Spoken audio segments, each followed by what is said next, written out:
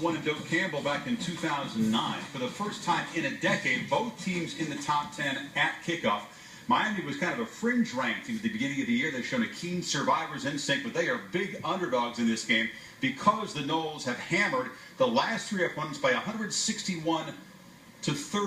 Can the Canes summon the ghosts of this rivalry's past and keep it close, or even perhaps pull a shocker? There certainly is a rivalry in every sense of the word, but there's a respect. We all understand the tradition and those that have come before us on both sides that made this one of the most storied rivalries in college football. I think this rivalry is a rivalry of respect. I think both teams truly respect each other. They want to beat each other, but the other end it's physical, it's tough. It's like playing against your brother. It's a love and hate. You know, they say it's a thin line between love and hate. I mean, you love those guys, you know some of those guys. For the first 6 minutes, man, it's like we're at war. It's a war. Not much to be said. You know, they don't like us, we don't like them. My time here, we never beat Florida State, so obviously these games will be very emotional and special for me. I'm excited for it and come out victorious.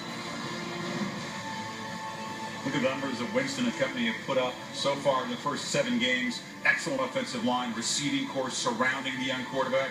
James Wilder Jr. comes back off a concussion to join Freeman and Williams in the backfield. So tremendous personnel guys on this Noles offense. Dez and Kirk alongside. Miami, a very different kind of team. They're surviving, advancing, rallying to win late. Not that kind of dominant fashion. Yeah. What's the key for the Kings? I think the key is their defense.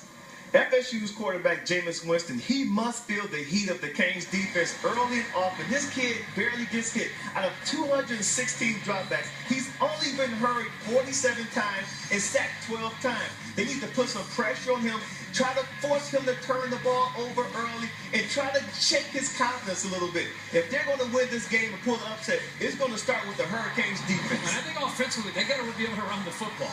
Duke Johnson's one of the better backs that we've seen in the ACC this year. They have a big physical offensive line. Their own quarterback has come into this game, Stephen Morris, kind of limping in the last few weeks based on the way he's played. One thing that they have a lot of confidence in is the way they run the ball. And let's face it, Chris just gave you some of the numbers. This Florida State defense has been dominant, but if there's one area, it's the Boston College game where BC got physical with them with 2 tight end sets. Yeah. That should be something that I think Miami should try to do. Back to Winston. We've seen him pass every test so far on the road at Clemson. He was amazing. What's the biggest concern with this young guy when there's so much hype swirling around him now? Well, we just saw the piece with LaMarcus Joyner. He talked about the popularity of this young man. CF just said we saw him on the road at Clemson, but this is a different monster. Now he's at home. Will he try to press a little bit, try to be impressive because of the hype, and try to do too much early? You want to get this young man to settle down on this big rivalry game against Miami and just let the game come to him. Don't try to do too much too early. I think his biggest concern is nothing. Literally, nothing. I don't think it has anything to do with Miami. I think it has everything to do with the way he's executing.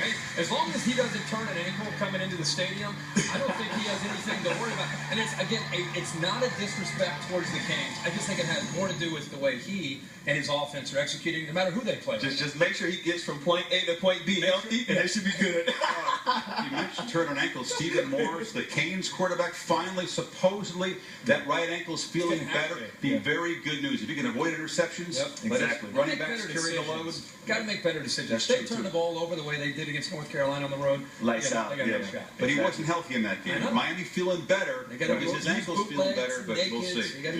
Coming up on College Game Day from here in Tallahassee, much more, of course, on Jameis Winston. You hear from his teammates and how he's become a strong leader 7 games into his career.